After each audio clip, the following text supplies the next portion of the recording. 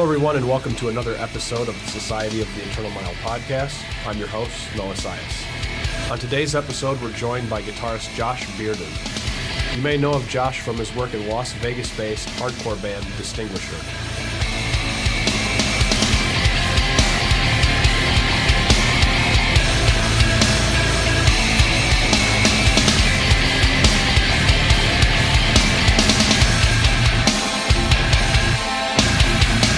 Before we get started, just a couple quick announcements. First off, I apologize for my voice on this episode. We're slowly hitting the cold and wet season up here in Michigan, and as a result, I've been sick for the last couple days. I was hoping that I was going to be able to recover in time for this episode, but I'm not quite there yet. So anyways, thank you for putting up with that. I'd like to give a shout out to Jay for coming on the show last week. Also, a huge thank you to everyone who checked that episode out. Hopefully some of you listening today are returning listeners. Go ahead and make sure you're subscribed to the show on whatever platform you're listening on. That helps the show out in a big way. Also make sure that you're following the show on social media. Facebook, Instagram, and Twitter, all at SOTEM Podcast. And lastly, be sure to check out the show's Patreon page. For as little as $1 a month, you can help support the show and be rewarded for doing so. For more information, head over to Patreon, patreon.com/SOTEM podcast. My first interaction with Josh was in the summer of 2015. It was the last day of my first tour, the Vertebroken Tour, in one of my favorite venues in Texas, Walters Downtown in Houston. Josh was on the Tune Down for What tour with Filth, Invoker, Vessels, and Distinguisher. That package was merged with ours for a very hefty lineup. At the end of the night, Josh and I talked briefly about our rig setups, and that was about it. The last day of a run is always a tough one since you're mentally already on the drive back home, which for us was 18 hours. Fast forward to March of 2016. I was out on the Macho Man Tour Part 2 with Bermuda, Invoker, and Demolisher. We found ourselves in Henderson, Nevada at Eagle Airy Hall. It was a very packed show with Distinguisher as direct support to us. To say that they dominated that show would be an understatement. The crowd was intense, and kids were rushing the stage to scream the words for nearly every song. Distinguisher has built a foundation in their local scene that is incredibly strong. It's not too often that a band can have a good mixture of road and local presence. End of the night, business as usual. Josh and I talked shop briefly before we parted ways. We haven't had the opportunity to share the stage since. We keep tabs on each other through social media, but this episode is my first real opportunity to talk with him one-on-one.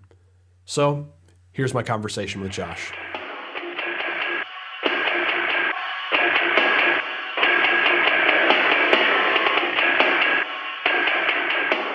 Josh, welcome to the show. Happy to, wow, I already fucked up. Here. So let's start from the beginning. When did you first get involved with music? I think it goes back as middle school. I actually was in choir for a while, which I really hated. I did not want to do that at all. But I think the first time I actually got involved and wanted to pursue it was back in 2013, right? Yeah, that sounds about right. Wait, no, it goes back further than that. 2011 is when I first picked up a guitar. Who were some of your early influences? I'd say, I was a thrash kid, so, Metallica, Pantera, Testament, Megadeth. Yeah, that was kind of, what I grew up on, I guess, musically. Did you have any bands, before Distinguisher? Oh, my goodness.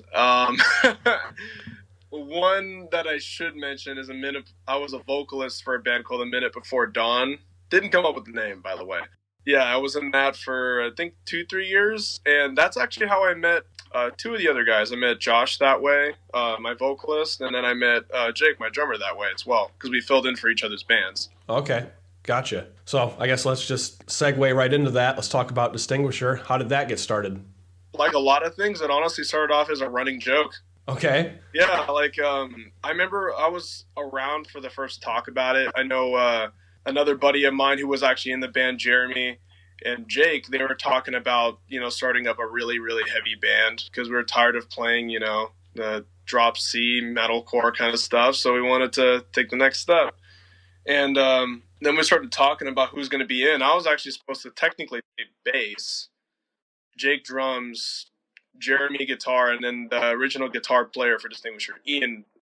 Yeah, no, we kept talking about it, and I kind of fell out of touch with the guys because I kind of took a break from music for a while, and then they started Distinguisher, except it was Jake, Brad, which I had no idea played bass at the time, Josh on vocals, and Ian on guitar, and I was very supportive about it when I heard about it. I was like, oh my god, I'm glad they finally got the project rolling and stuff. So they released a single. And they played their first show with, actually, I believe that was with Invoker.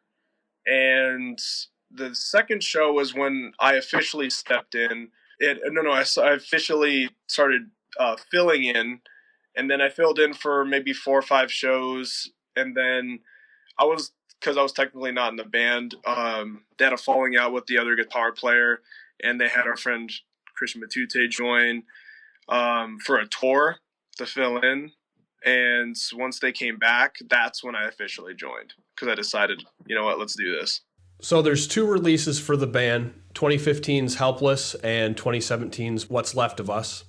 Let's talk about What's Left of Us. I picked that album up shortly after it came out, and it still makes the rounds at my desk at least once a month. It's a great record. What was the inspiration for that release?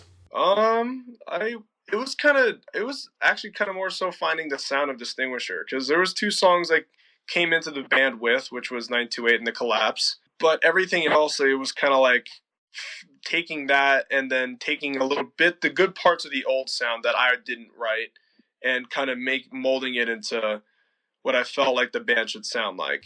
Sure. There was, influences anywhere between like Kublai Khan, Sworn In, Youth Forever, or Villains, as they were called at the time. Even Humanity's Last Breath, believe it or not. Yeah, that was pretty much it. Is we wanted to write a really aggressive, angsty record, and that's what it is. Who did you go through for production? Michael Somm. He works out of the old Interlace Audio building, out of Chris Kremit's old room. How has the response been for What's Left of Us? Specifically in our hometown, it's been really good, and a lot of close friends in like Texas and California have treated us really good from that.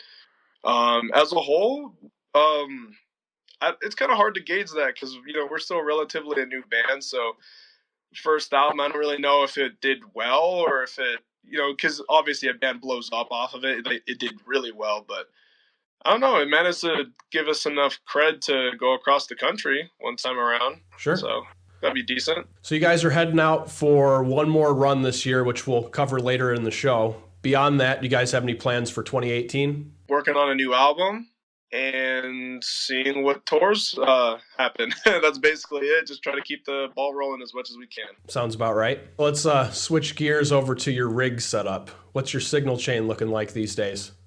My signal chain, sweat. So I have 2 main guitars, then I have 1 backup. Right now, my main is a T. Smith custom. I actually bought it off a friend who bought it off the original owner. And it's a 8-string Telecaster with some aftermaths in it. And too many woods on it for me to remember. It's got like whinge. And then my other one is my Ibanez M80M Meshuggah signature. And people who know about that guitar, they know it's sick. So oh yeah, goes into my Polytune. Going into my Maxon 808X, or no, just the 808, the regular one, and then Decimator, the original one, into a, I think, 4th gen whammy, and then recently I switched over to using an actual amp head, so I'm using an EBH 5153. Very nice. Usually on the red channel. That's what I was using on the Axe-Fx for a while anyways, so saw fit to get the real deal, and then running that through a Mesa 412. Very nice. Any items on your wish list? There's too many. I actually really want to play around with either a Randall Satan or a dual rectifier, or a JVM 410H. I could go on all day about different amps I want to play around with. Let's have a discussion about what I call the Eternal Mile. When was your first tour, and what was the lineup? Was it tuned down for what? Hold on, I actually have a tour task. That would have been the run that I met you. That was in 2015. Yeah, you met me in my first tour ever, and that had it was supposed to be Falsifier Vessels Invoker Us, but it was actually ended up being Filth Vessels Invoker Us. Yeah. And that's totally funny, dude, because that was your first tour. That was my first tour. Wait, oh yeah, I remember we talked about Yeah, that. Yeah, yeah. So crazy. Would you call that run a good, bad, or neutral experience? I would say interesting. Going into 3 weeks with band that you haven't been in a long time with, you still have things to work out, personally, and also with touring, it's like a totally different kind of mindset too. That it's like another side you see of everyone. That it's not necessarily a bad thing, but it's incorporating yourself around it and finding your place. Just like anytime being the new guy in the band, so it was definitely interesting. I'll leave it like that. Sure. Fast forward to today. How many tours have you done since then? um, Let me see. So technically that was one, and then there was the New Year tour. It's two. Extortionist, Fight Risk Forever 1, 3, Spite 4, Traders 5, and then Sabella 6. How many dates do you guys try to get in a year? It's more so by the tour. Like I know we try to aim for anywhere between 2 weeks to a month every time we leave. Okay. But basically as much as we can get away with without, ruining our financial situation and Sure. staying afloat. Any particular markets that you enjoy playing in? Oh yeah, I specifically love Texas, Mm-hmm. and since California is so big, certain parts of California. I've recently discovered that I really like New York and Florida Okay. and Philadelphia. Yeah, those are tight. Any favorite venues? I believe it's called Dirty 30 in the new venue that they opened up in. Is that Fort Worth? No, that's No. in Dallas. What No. was that? What was the place in Fort Worth though? I always forget. Either the Rail Club or Tomcats. Tomcats. I love Tomcats. Grizzly Hall in Austin, I believe. Okay. The best. That's just the ones that come to mind right now. I'm honestly really bad about remembering these places. I just know that when I arrive, I'm like, oh yeah, this place was tight last time. So Right. What's your favorite city to have a day off in? I have to say Portland because when we're up in that area, we have a lot of friends in that area, and also the guy who recorded us, Mike Somm, he lives in that area, and it's always nice, to spend a day or some time with him as well because he's also a close friend. What would you consider to be the biggest rookie mistake being on tour? Think you can get away with not bathing yourself for as long as you think you probably can. Right. I know we have the policy that if there's moisture somewhere, you better go wipe down. Yeah, please. Yeah. Please. Yeah, no, I've had a really bad experience with getting rashes. Oh, yeah. What are the top 3 must-have tour items? Baby wipes. Speaking of what we were just talking about. Numero uno. Baby wipes. So we don't actually bring that stuff as much as we should, but dry shampoo. Sure. Like that stuff is actually nice. A few times we've taken advantage of it. Oh, more underwear and socks than anything else. Yeah, I would agree with that. I always try to have because you figure you're going to be a week between laundry stops, 10 days worth of stuff just in case. Because, most of the time for bands like us, when we finally have a day off, it's because we have to drive a crazy amount. So we actually don't have an opportunity to stop and actually do laundry. Yeah, no, very rarely do you get that opportunity to.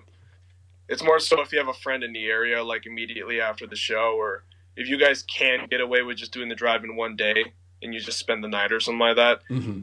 That's usually the grace period. But other than that, yeah, we're screwed. All right, here's one of the great debate questions. In-N-Out, Whataburger, or Cookout?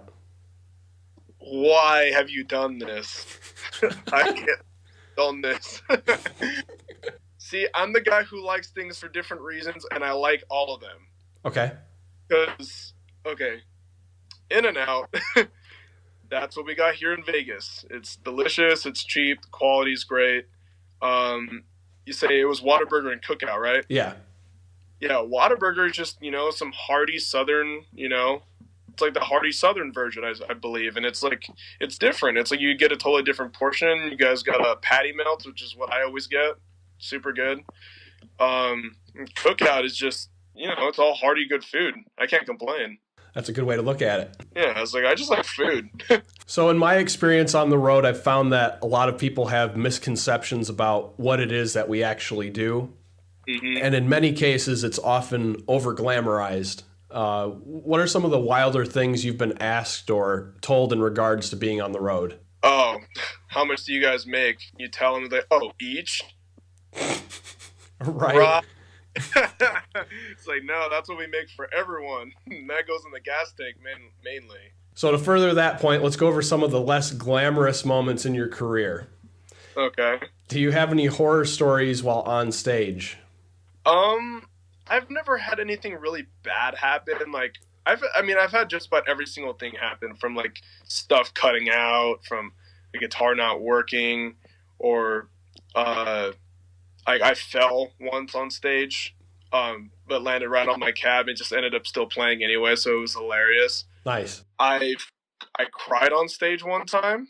I think probably I would say something that I was actually kind of scared, because like I don't want to do that in front of people, is vomit. Oh wow. There's been a few times where we've played venues that are so resonant, and like we tend to play a little louder than we probably should. I've nearly made myself puke from how loud I have myself set up. That's crazy. I've never experienced that before. Yeah. You don't want to. I got a funny story. Have you ever played Y Sound in Logan, Utah? Dang, I don't recall us really playing Utah yet. It's this really weird venue. Like, you basically have two cities in Utah, Salt Lake City and Logan. Everything else is just like, hey, here's a little one-horse town, Yeah. And it's this really tiny room, and like you can't backline. So you're literally loading in as you're playing. And it was a long drive to get in there. And I had done a string change as soon as we got there. And so like we're literally getting ready to sound check. And I'm tuning. And I'm like, man, something's weird. So I'm going. I'm like, yeah, it's E, but something just doesn't seem right. So we go to play our opening song, which has a pitch pedal on it that goes down, so it sounds like A on a 9-string. Yeah. And I'm playing, and it sounds like my octave pedal is on. And I'm like, what the hell is this? I tuned my 74 E to an E standard. I'm not gonna lie, I've done that before, where I've tuned a string, but that, like the low string, dang, the most noticeable one. And it was just a deal where I was like, tune, trying to be quick, because like drummers playing, everybody's doing their thing. And it was just like, oh my God. So literally I'm like running off to the side of the stage and tuning it down while everybody else is still playing, going, you're such a dumbass. Stupid fuck. Yeah, it's okay, it happens. Any major transportation issues? Oh my God. See, that's where the horror stories kick in. We've been stranded twice. We've had just about every van problem imaginable, from just, tires.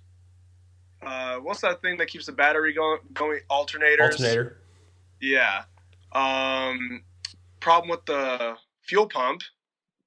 The list goes on, but those are the main ones we've had issues with, and overheating. But there's been a few times. Well, we got stranded in, I believe, Waxahachie, Texas, one time, and we had to scrap the van we had, and then somehow come up with money, between everyone, to buy a beater. We were like halfway through the Fight Riffs tour, I believe, is when that happened, and then the time after that was Florida, and that's the more recent one.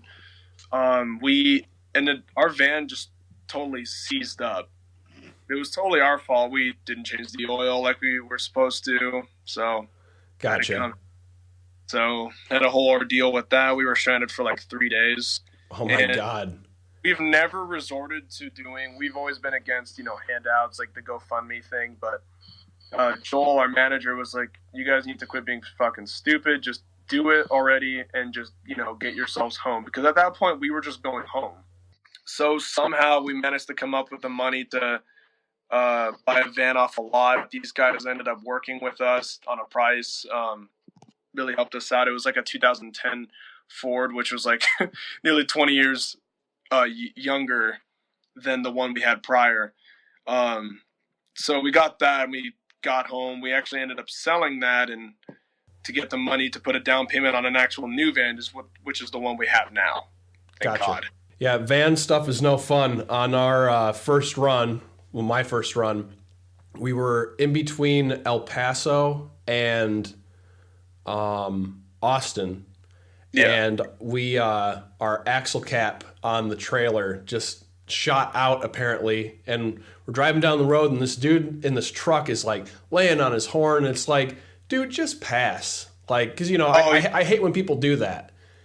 And so we're going, and then he finally gets up next to us and he's like beeping the horn. And I think my bass player was driving and he looks over at him like, "What the hell is your deal?" And he was just like, "Your trailer tire's doing this." And so like, it was just so crazy. And so we were stuck on the side of the road in just rural Texas with about a bar and a half of service collectively from all of our phones trying to call people.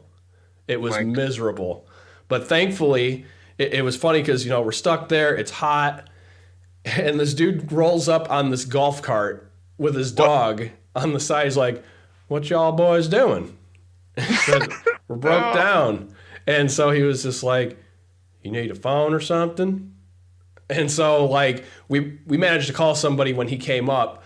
But It was totally cool because he managed to like work out a thing with us where we could leave the existing trailer on his property because we knew someone in San Antonio that could come and get it. And he actually let us leave the trailer there. We could have straight up just bailed on him and been like, "All right, cool, see ya."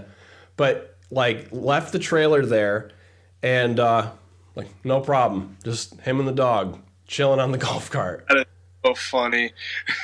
But thankfully, we were on the road with 2x4, and they had a gigantic trailer, and they were able to like scoop all of our gear up. And which, granted, we didn't want them to take everything because they already had a decent load in their trailer. Yeah. But they took our stuff for 2 days until we could get a U-Haul, and just crazy. It's always good to be on tour with people like that, that genuinely care about the rest of the package. No, yeah. Luckily, every tour we've been on, everyone's been very supportive, with each other, very helpful. Like if we ever need to share things, we just need to ask. Sure. Like, and same thing for bands that come to us. Like, dude, I do not mind. Like we all understand how hard it is. So whenever we can help, it's cool that most bands are pretty much cool about that. All right. How about the worst promoter or show situation you've been in? I wouldn't say we've actually been pretty lucky about not having really bad promoters. We've just had some certain things that should have been taken care of or thought about that weren't given as much attention as they should have. Like, keep in mind this guy was really nice. He was really kind of trying, but usually this was on the Spite tour. We went up. We both got like 2 members of each band to go meet up with him upstairs in the green room, and he was like, "Okay, our package was owed so and so money." He had maybe a quarter of that in ones. All right, like it's one thing if we didn't have to, count through this stack of ones, but it's like, dude, like we signed a contract. It's like let's get this figured out. We drove, like 10, 12 hours to get here. Let's be fair. And that wasn't like a horrible situation. It was more so like, come on. Right. Yeah. We've never encountered really a bad... Actually, I take that back. There was only one promoter that we had an issue with, and he gave our tour manager, Henry, a shit fest just because he was asking when he was going to get to the venue, and that was basically that, too. Gotcha. Yeah. That's as bad as it gets. Lastly, what's one of the most random things to happen on tour or at a show? Oh, man, let's see. Oh, I think one of the crowning achievements that we've all gotten to witness was on the Traders tour. I don't know if you saw the video because, okay, our friend Darian, he lives pretty close to Albuquerque. So we came out to our show on the Traders run. He basically got naked down to his boxers and just started breakdancing. Now, I caught a video of him, beating his head. And then as soon as the drop hit, he did the splits. And Tyler Shelton posted the video on the band page the next day. And I think that was the most amazing thing we've all ever witnessed. Nice. God, I can just imagine that. So before we wrap this up, I'm curious to hear what kind of advice you'd have for a few groups of people. For starters, what advice would you give to local bands? Not necessarily local to your area, but just in general. Make friends. Be nice. Keep in mind that there's always going to be a band that's tighter, that's, got something more to offer. It's like, just be humble, be nice, be ready to spend way more money than you're going to get back for a while. It all comes back down to just being humble and work hard. That's it. And don't complain. Our previous guest, Jay, had also mentioned, do your fucking job. Yeah, that's great. What advice would you give to promoters? Follow up on the contract, make sure to be in constant communication with the band, make sure that the set times are being enforced as much as they can, and not to mention work things out. Like if a local band took 20 minutes to start up and the tour package is about to go on, but we all only get 5 minutes. It's like, we want our best, man. We drove, 6 to 12 hours to get here. We want to do our best, but that's basically it. Just help us out. Be patient. Lastly, what advice would you give to bands hitting the road for the first time? Have good credit. Bring as much money as you can. Look up videos on bands that have been doing it for a while, like interviews, because a lot of bands will have great advice on like what to do and what they do. When a band's gone for 6 months out of the year, they pretty much know what they're doing. That's basically it. Just over prepare yourself.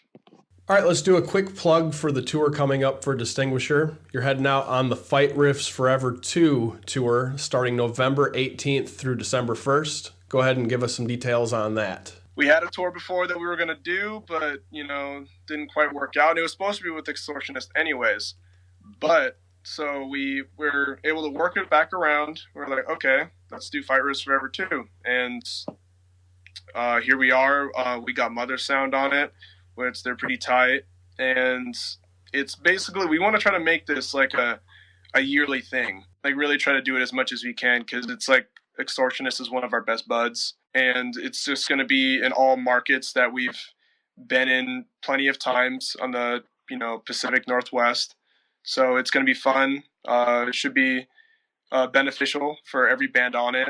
And yeah, I'm really looking forward to it. You're also doing audio engineering work at Nevermore Recordings. Go ahead and give us a quick plug for that. I have a website, nevermorerecordings.com. Yeah, I've been doing it for the last few years, and this last year and a half has been my first technical professional year doing it. I've been working with a lot of bands out here in Las Vegas, but I'm looking to expand that. I have done some work with some bands in California as well, trying to branch out my work as far as I can. Josh, great to finally have a one-on-one conversation with you. Stay safe out there on that run in November, and hopefully our paths will cross again soon. Oh, hell yeah. We'll try. That concludes this episode. I'd like to thank Josh for coming on the show. Be sure to check out Distinguisher's discography and also check out Nevermore Recordings.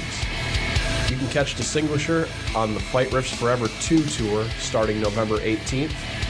For a full list of dates, check out Distinguisher's social media. Don't forget to follow the show on all social media, and if you've enjoyed what you've heard, stop on over to Patreon and show your support. I've been Noah Sias, and thank you for listening.